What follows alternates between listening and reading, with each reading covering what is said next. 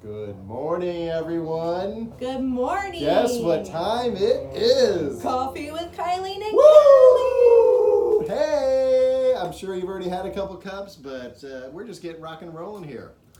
First of all, look at our Josh, new cups we got here. look at these cool. Look at it. It's got the logo. Thank you, Josh. Right, way to go, man. Good looking out. We Yeah. really appreciate them.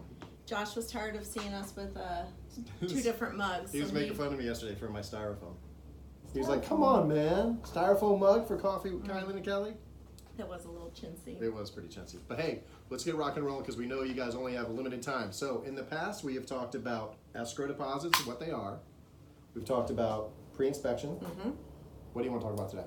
Today I thought we would talk a little bit from the buyer's side and a little bit from the seller's side what inspection actually looks like, what that process entails. This is a great idea. I know, I'm full of them. So when you're working with a buyer, of course, we always insist that you work with a home inspector to inspect the house to make sure that you are making a great investment. And really, with the Florida contract, that's kind of your way out. If anything pops up during that inspection period, you're able to pull out of that contract for really little to no reason at all. So we want to make sure we do your due diligence during that time so that you know you're buying a house and you're aware of what's going on with that house before we get any further into that contract process. Right, and so what that means is that escrow money we talked about at the beginning, if there's a problem with a house, in that time zone, you can get that money back, and that's important. We always protect our buyers' escrow money. Absolutely. So some of the more common things that we see pop up during inspection, and this kind of goes for both the buyer and the seller.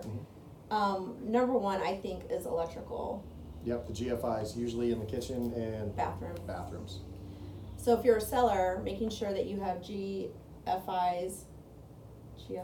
I never get it right. You never do. GFC. They used to just be a GFI, but now it's GFCI. Yeah. Anyway, we want to make sure that they trip in your bathroom and your kitchen. So on the seller's side, making sure that's done before the inspection period will save you some heartache there. And on the buyer's side, knowing that this is a small item and not one that necessarily need to pull out for is Right. a good thing to keep in mind. And again, these are things that we run into all the time. Another one that we run into, I've seen it time and time again, if you have a side door on your garage, you know what I'm about to say? At the Wood bottom of the door, there's almost always wood rot if it's not a metal door. So that usually the frame around there has to be fixed and the door has to be replaced. So if you go out to your garage door, pop it open, if it's stuck, if it's really swollen at the bottom, it's because there's wood damage or water damage down there, and chances are good they're always going to catch that. It's going to be an issue later.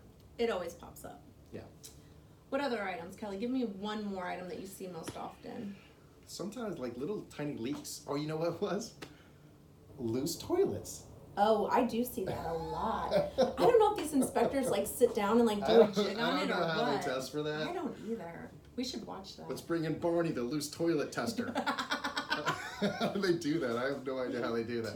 But it always pops up, doesn't it? It does always pop up. Yeah. And that's a really easy solution because all that really needs is a new seal. So again, all of these things that pop up regularly are minor repairs that can be done with yourself or a handyman, which we have great handymans on our preferred vendor list. So if these are items that you're worried about, get a hold of us. We'll make sure that we get you to the right people. That's right. So really that's it. So again, we've covered escrow, pre-inspection, and now we're talking about for a buyer inspection and little minor things that are common, pop up all the time, but nothing to be afraid of.